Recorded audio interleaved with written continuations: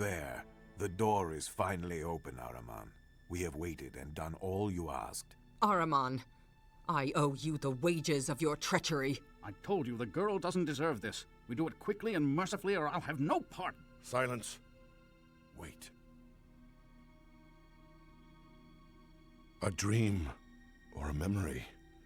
Is there anything left of you inside that hollow shell? Do you know my face?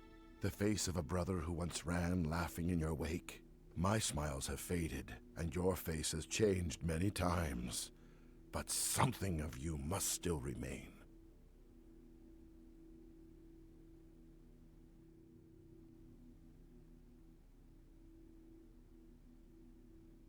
No, that is the mask you speak of. Look deeper. Cast it aside if you can. What lunacy? Ahriman, what is this? With respect, I see no reason to play yet more games with— Turn away. Cast your eyes back to Rashomon, to home. Leave this place now, and none will hinder you. Beyond that door you may find truth, but also folly. A folly that will sunder the plains and render meaningless all that you have suffered. I remember similar words and a similar promise, and now we both suffer.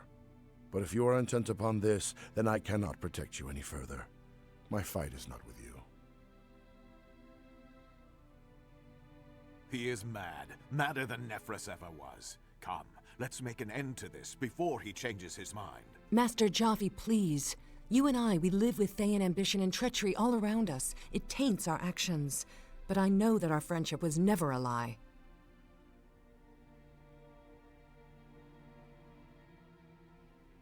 Perhaps, my dear, but I know you stood by, watched as they murdered my mother. I know you must think that condemns you to their side, but it doesn't. They would have killed you for opposing them. You are the same man who comforted a frightened girl, terrified of the voices in her mind, and taught her to craft little chattering creatures of twigs and clay. Real voices to drown out the false. You shame me, my dear. Surviving has become a habit. If I am to break it, you are the best of reasons. Fine. We'll appoint another in your place, Jaffe. A wizard with more sense and fewer wrinkles.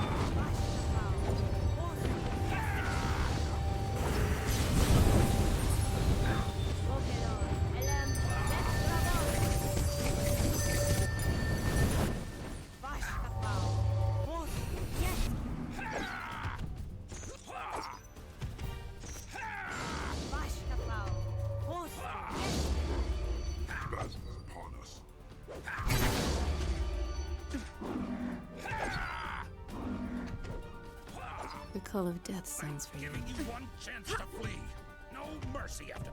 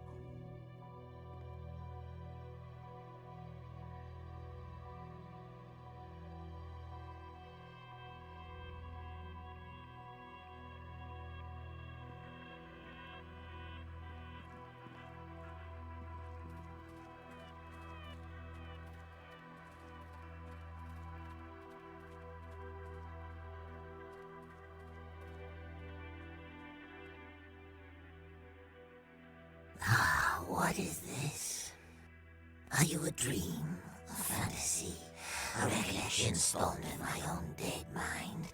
Yes, you are that, but you are more too. I know you, Spirit Eater. You are an irony that walks, two fates bound together, both severed and incomplete. And you have brought others, cast-offs, discarded souls such as this priestess. She is of the higher planes, tinged with Kalimvor's blind philosophy, salted with the wretched tears of Ilmater's pity. Are you here because Ilmater has now done as Kalimvor did?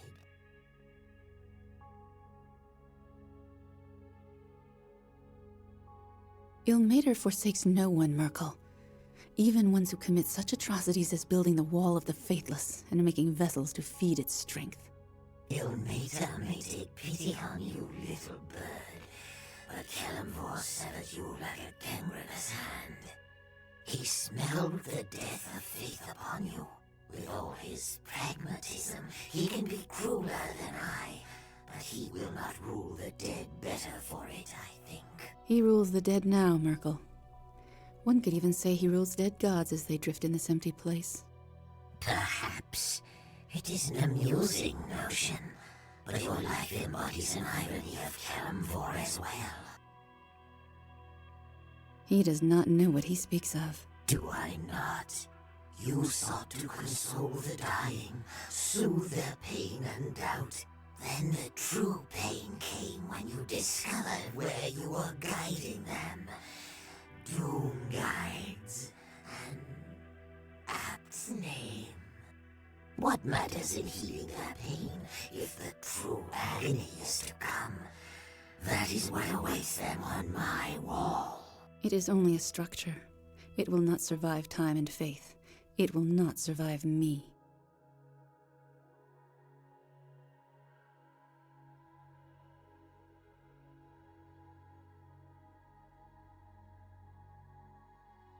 We are both of one mind about this, Merkel. The wall will be destroyed. You would have an easier time dismantling Mount Celestia, stone by stone. Ritual and circumstance are not easily undone, little bird, and they are rarely accomplished by peace. Will you lead the living to slaughter and die for those already lost? What a sacrifice for you to demand of those who blindly follow you. Time and justice favor me. You know not what you say, Merkel. I know this. I know your grandfather came to your god Kalimvor in secret before you mounted your great crusade. He lies. My grandfather shared no words with Kalimvor. Oh, there you are mistaken. He appealed on your behalf. He apologized for your narrow-mindedness. Described you as a rogue grandchild that did not learn the rules, the drumbeat by which the universe marches. Your own blood condemned you, but it was only a small punishment, was it not? You had already discovered how thin the cloak of Kalimvor's faith was. He does not keep out the cold, not at all. His punishment cast you out of his halls, sealed the door of your home to you. Never again will you walk on the slopes of Mount Celestia, hear the chorus in the house of the Triad. You are an angel left to walk the earth, with only her burning need for justice to keep her warm. A fairy tale with a bright beginning and a fiery end, I think. But isn't this how such falls always begin?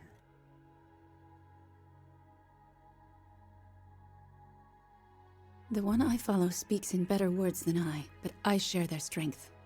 Some fall, it is true, but others? Victory and justice sustain them until they reach the gates of their enemy. Ah, a crusader's heart. Follow the same path, and the destination shall be no different, little dove. I should have devised punishments and prisons for one such as you, little priestess, who drift from god to god, leaving tracks in the ashes of your smoldering faith. Your wall of the faithless will not endure, Merkel. Like you, it will die in time. I have accepted death. You, however, perhaps in guarding death's kingdom, you thought such fates were beneath you. Who has fallen now? When you go before Kelemvor, little dove, see what he says to your reasons and your appeals. Ask him to dispense with ritual, with the agonies of the wall, and listen to his answer. At that moment you will fall. You will know that the planes turn, and justice does not drive them. Once you were the lord of decay, of corruption, of wasting away, and now you are at the mercy of all those things. It makes me suspect the universe is just. Like your former god, you favor blunt action and brute force, with little regard for what such actions cause farther down the road. And perhaps what you see is not justice, but only amusement and irony, two things which I value more.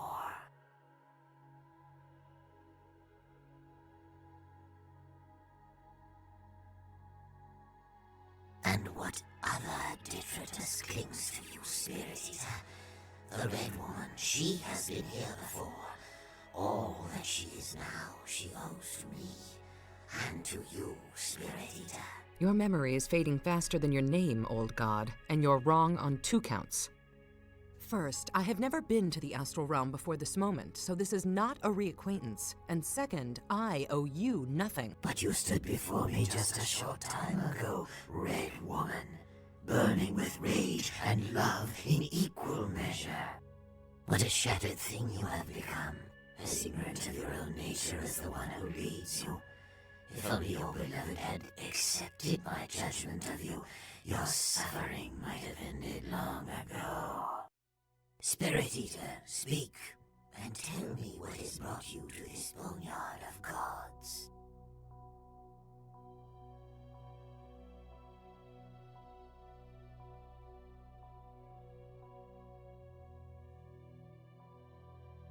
Did you step through a portal without knowing where it led?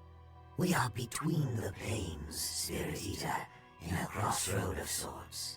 An infinite sky where sensation and dream are sharpened to an edge.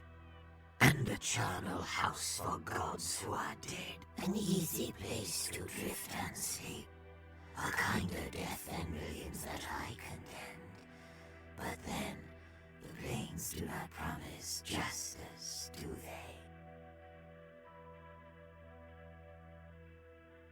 A god does not easily die. He lives in the fears of him, which linger on, in the doubts that he is truly gone, and in the suffering of those whose lives he brought to grief. Yes, Spirit Eater, even your suffering sustains me. Every anguish that you sow, you unknowingly dedicate to me. Every mortal who cowers or cringes at your name, they are also cringing at mine. With every such pain, the embers of my soul burn a little brighter than before.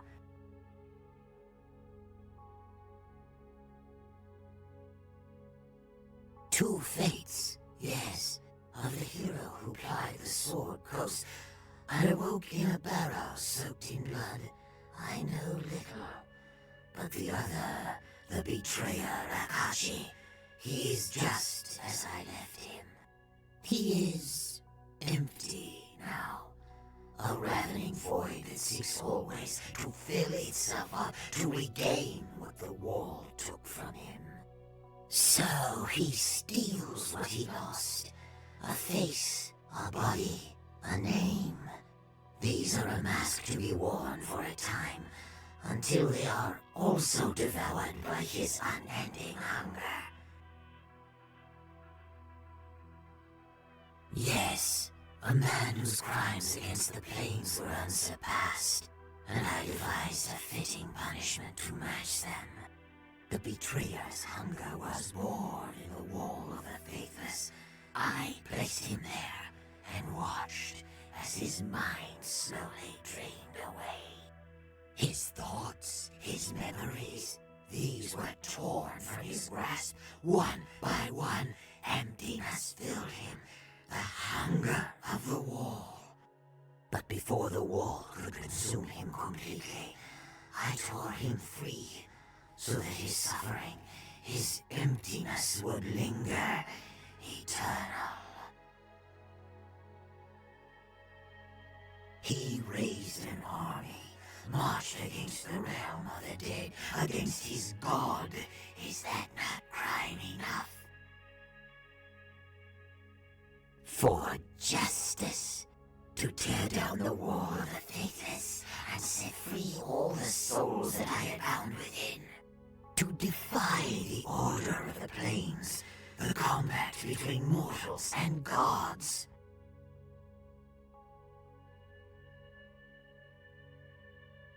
Do not presume to hurl blame at my door, Spirit Eater. I cannot account for the treacheries of every mortal soul, only for their consequences.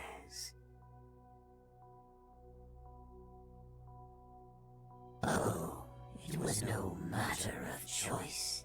The betrayer has become an empty, mindless thing. When he devours one mask, he simply waits for the next to appear. Perhaps you blundered too near, or perhaps he lay in darkness, trapped and forgotten, and someone gave you to him. Only love could be so cruel, I think.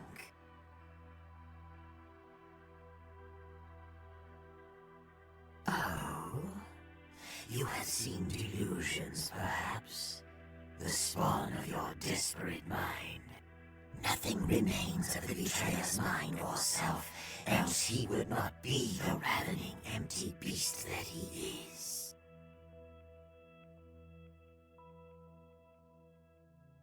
I made a place for Akashi in the wall of the faithless. Your soul has gone to fill it. When the betrayer's hunger finally consumes your body and mind, then your soul will dissolve into the wall, and you will be no more.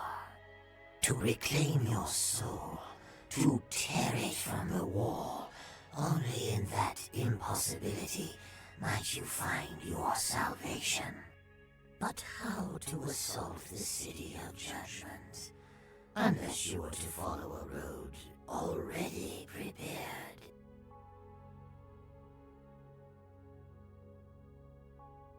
Yes, Spirit Eater, that gate is a doorway to the empire that I lost, the realm of the dead.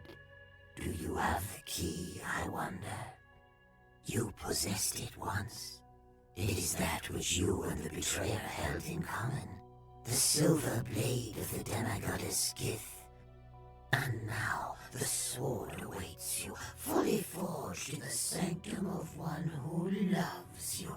Everything in place, almost as though it was planned this way from the start. I will let you discover that little morsel on your own, Spirit Eater.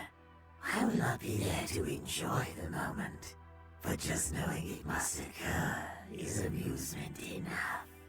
Use the blade to open the gate, assault the city of judgment, and tear your soul from the wall. Finish what Akashi began. Your captains have waited long for your return.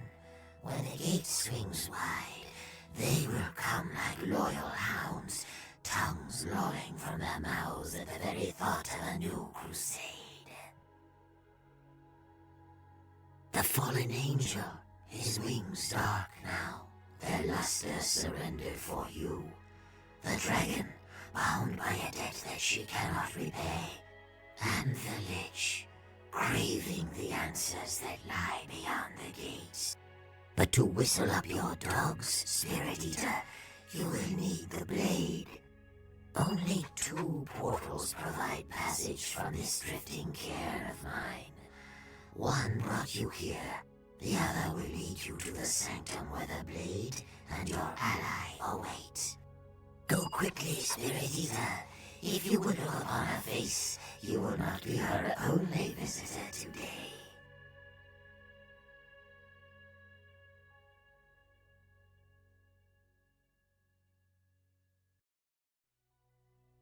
Only that your ally is as great an abomination as you, Spirit Eater. As long as she walks free, my loyal hound will give chase and run her down. Therein lies another irony, Spirit Eater. Though you may not fully appreciate the taste, not yet. I speak of Ahriman, the brother of Akachi. You saw him in your dream of the gate, saw him for the priest he once was, who served me at his brother's side, and turned against me at his brother's whim. He chose his brother over his god, but in his brother's defeat, I showed him mercy. He saw his error and repented on his knees. Ah, Spirit Eater, perhaps some part of Akachi does still linger in your mind. You know me as he once did. Yes, I ensured that Ahriman would not betray me again. I set a guess upon him and imprisoned his soul in the City of Judgment, a hostage, until such time as he sends your ally's soul to its rightful place. It lies in the few planes still. The decree of a god is not so easy to change, and Kalimvor is loath to reverse any judgment, lest he be seen as too human, too weak. And your ally's very existence breaks his law as well.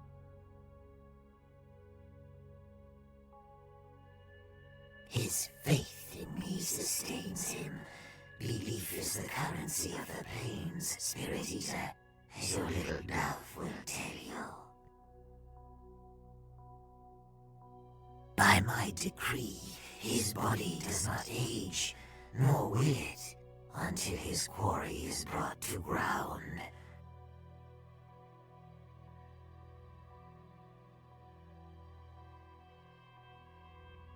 Judgment has been too long delayed.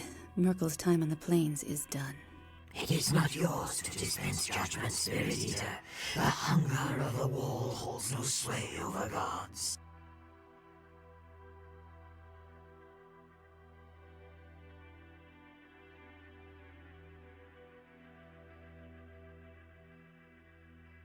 You have no right. Judgment is the purview of gods. In all you do, you glorify me, Spirit Eater. You stoke the embers of my soul.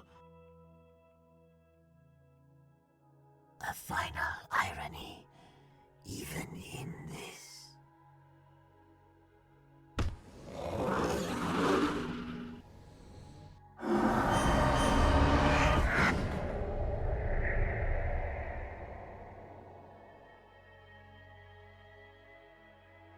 And so, Merkel at last lies dead. Prepare yourself, as his servants yet live, and they will not be pleased by what you have done.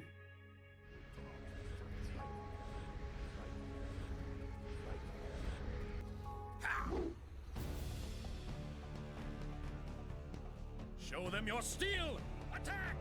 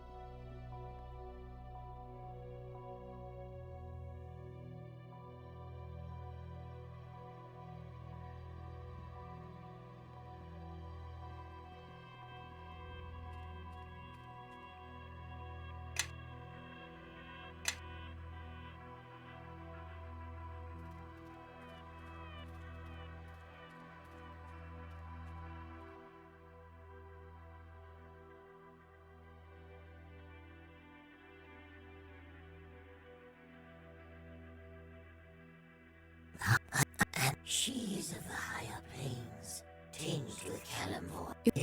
He Perhaps. It is only a structure. It will Wait. time. I know this. I know. He Oh, you're hit you. But isn't this how such falls always begin?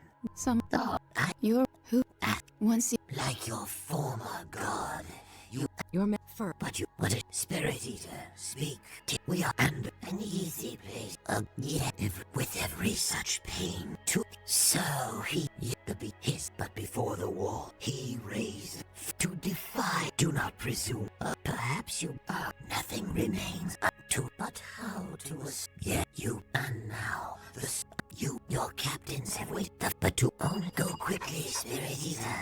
Only that your ally. He chose his brother. Yes, and your allies. His faith. By my decree, his body does not. It is not yours to dispense judgment, Spirit Eater. You have no right. A final irony, even in this.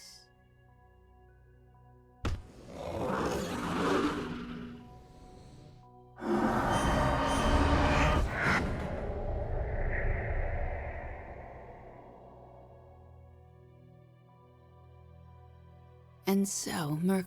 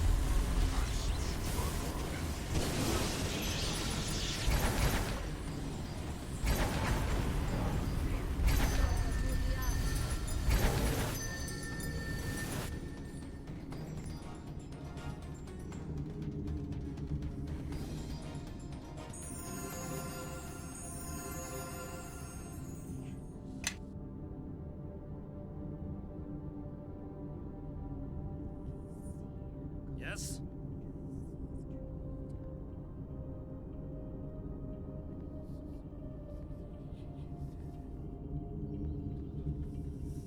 Show them your steel! Attack!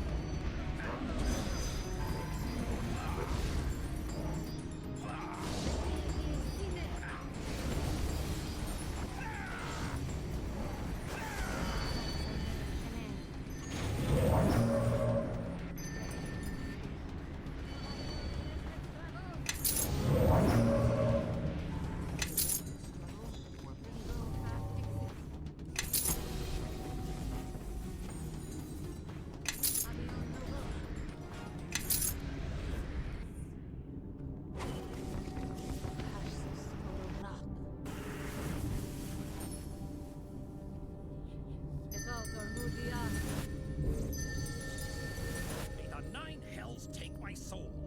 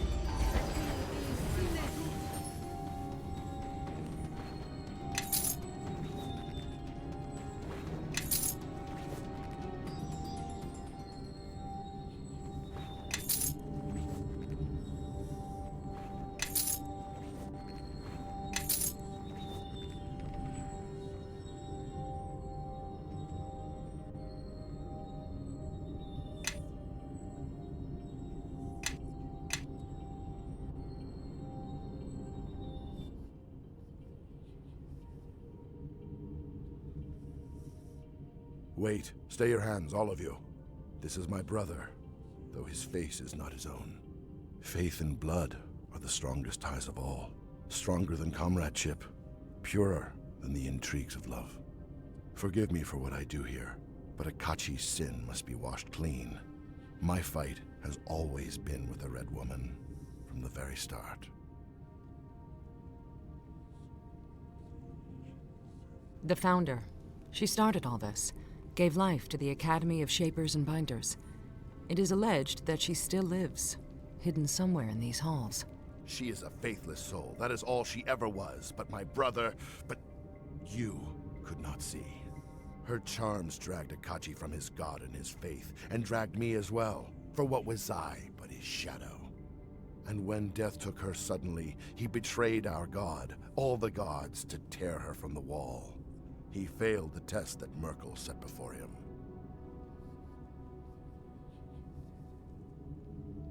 No, you are mistaken, deeply mistaken. Do not go down that road. Nothing good will come of it. With the daughter. I thought there were only 3, but no. Clever girl.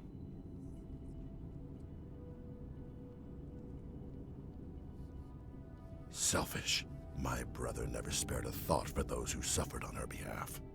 They believed in his crusade, or they trusted him, but my brother's only thought was for her.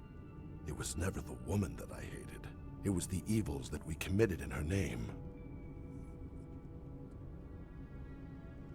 No, love is not evil, but to sacrifice others in the name of love, to betray your God and faith, that is wrong. I am sorry it has come to this, but I will not be false to my God. Never again. I will send the Red Woman back to the wall, or I will die and go to my judgment with an untroubled heart.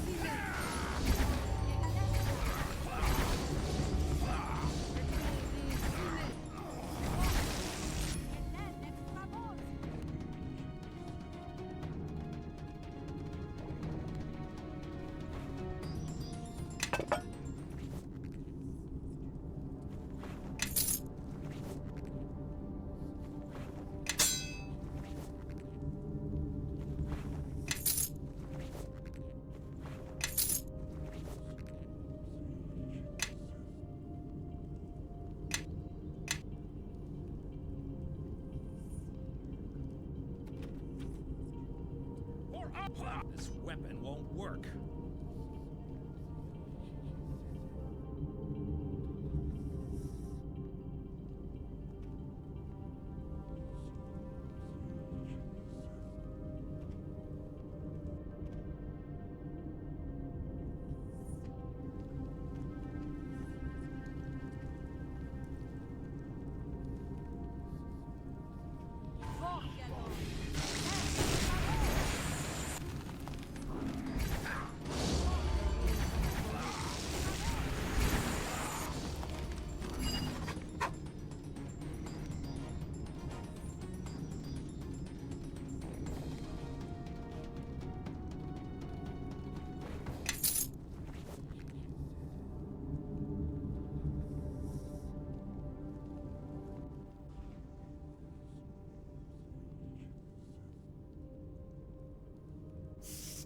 Get you back from her!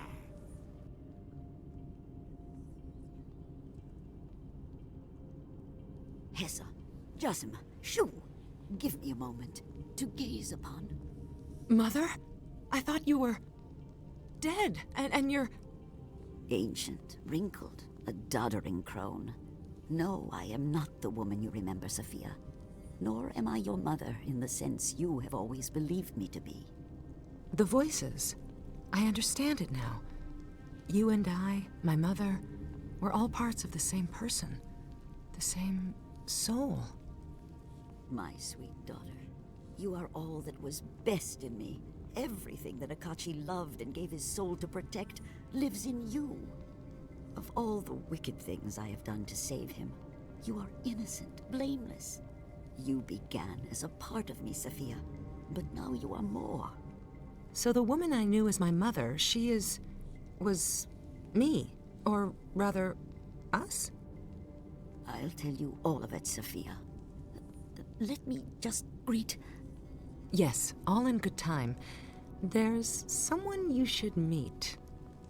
My dearest, look at us. You wear the face of a stranger, and I've known hags that are comelier than the prune that I've become.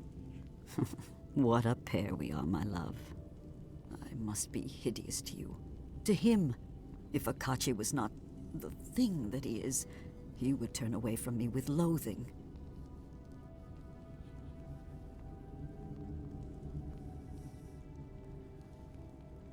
But he is not. The man that I loved is gone, reduced to an empty hunger that seethes beneath your flesh. And the fault is mine. I was the one he went to save, the soul he tore from the wall. So much lost for one fool girl. My beloved launched a crusade and sacrificed all that he was. Better that he had left me to rot, perhaps, and found another pretty thing to distract him from his faith.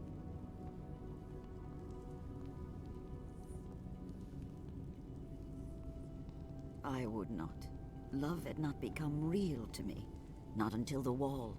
I'd have mourned his fate and turned away. If he was here, I would tell him, I have never rested since that day. This academy, all you've seen here, all this was for him. I know I cannot bring him back, but I can end his pain and the punishment that he never deserved. You have given me that chance.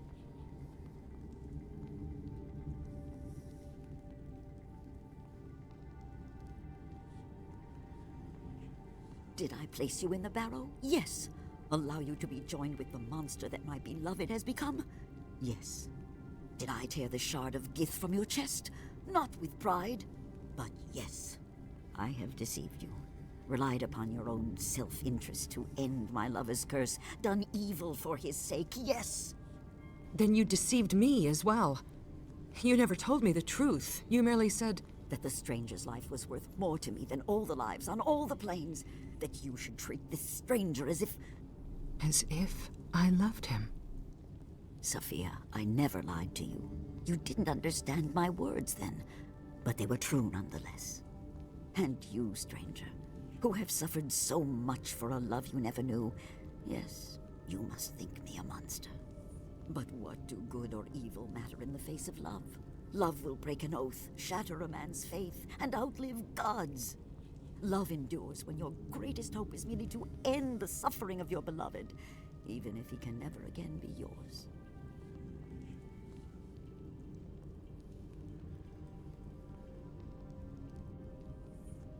I never meant to leave you on your own. Leanna would have told you what you were, enough to understand your curse, but not to lay the blame on me. Leanna and Nephris, my hands in the world outside this sanctum. Ahriman slew them both. He had watched me, waiting for all my fragments to reveal themselves. He knew of Nephris already. When he found Leanna, he struck. And you were abandoned, with only my Sophia to guard your way. Understand, when I knew Ahriman, he was the pale-faced little brother. So silent, so shy, he hardly spoke a word. I thought him centuries dead, like all the rest, and the years had changed him, as much or more than me. I was not looking for him, so I did not see. Nephris would have told you all this, the truth. She'd have given you the sword as well. But she'd have left one truth untold. You would never have learned of me. Nephris was prepared to play my part, and to die at your hand if need be. A simple piece of theater, a single lie, hidden beneath many truths. Leanna knew stagecraft, and she thought that best.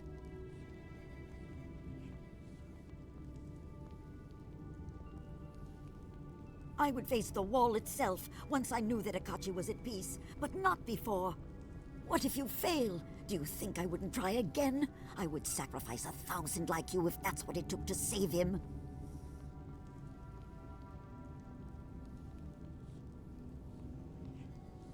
They were fragments of my soul. I split them from me long ago.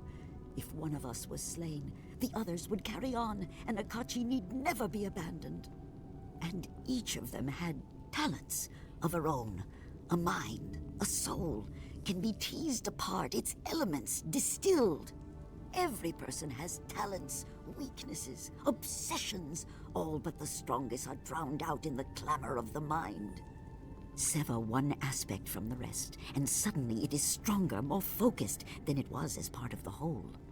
Then, the voices I hear... Were our voices, yes. Our thoughts. We were linked together, Sophia. Our minds never truly separate. Nephris wanted you to know. She thought it practical to tell you, but I forbade it. If you shared in our secret, you'd have shared in our blame.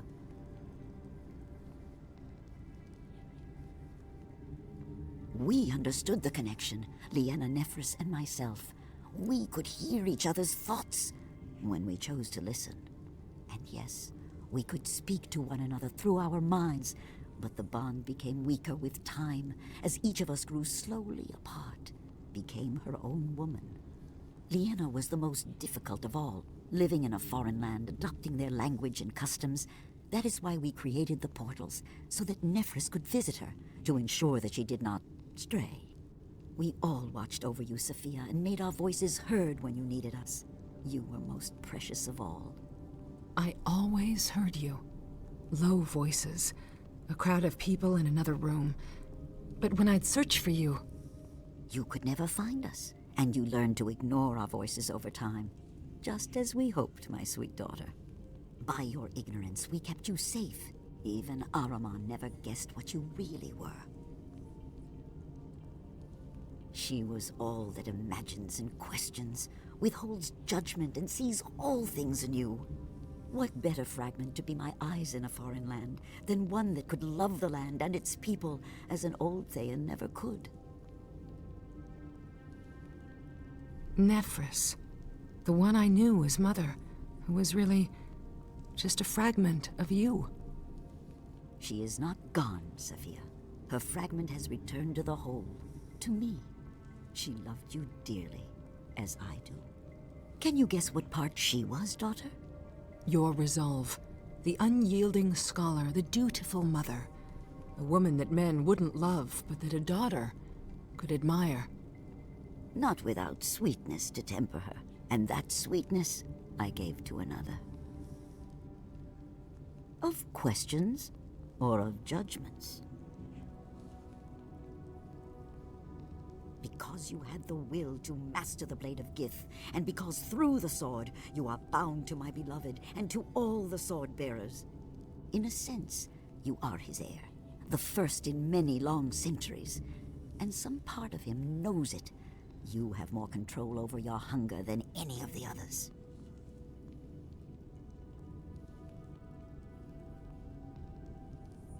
Akachi's fate is Merkel's doing, but your fate is mine.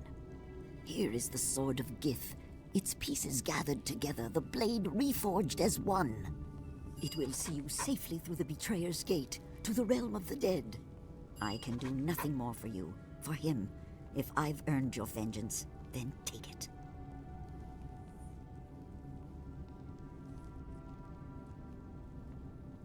She manipulated you, used you, and yet you... I didn't think anyone could forgive such an act. The Founder was right to trust in you, as was I. I promise you will be freed of this curse. Even if the gods themselves try to stop us, I will be by your side. You have my word. Go then, and carry my hopes with you. Love is stronger than any justice meted out by a mad god. Let that be Merkel's legacy to the plains, that in the end his cruelty broke before a mortal's resolve.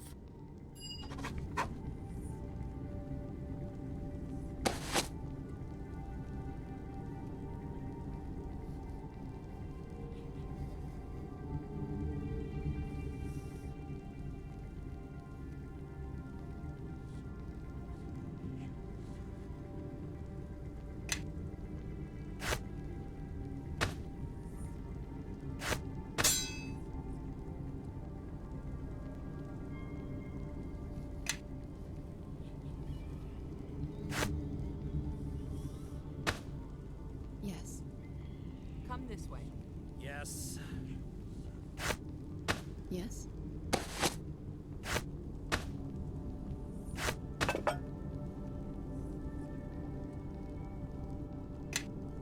Yes?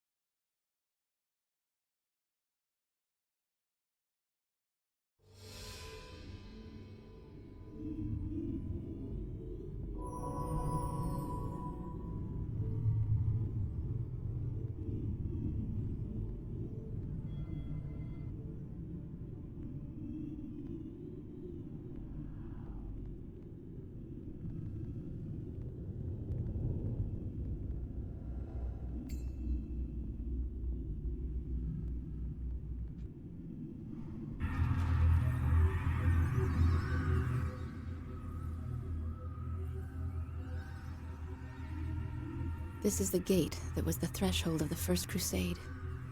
Beyond lies the Fugue Plain and the City of Judgment, Kelemvor's domain. Let us go and end your hunger, little one. The realm of the dead holds little that could frighten me. I can only speculate as to what awaits on the other side of this gate, but we may step into danger, and this may be our last chance to speak freely. When we first met, it was because I promised my mother I'd look after you. Now, that promise is irrelevant. I'm with you because I want to be here, at your side.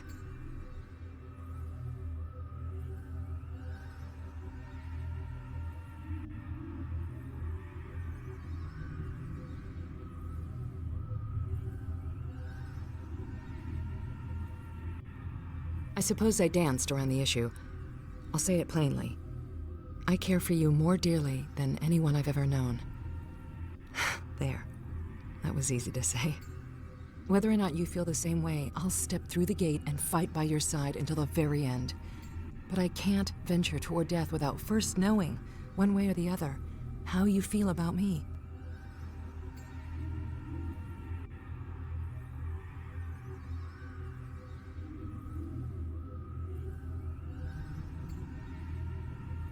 Then my feelings have not been in vain. When I first met you, I was drawn to you. I used the excuse of following my mother's orders, but traveling with you has been its own reward. I will stay by your side, I promise you, whether our road leads us to a quick death or the end of your curse, and a life together beyond.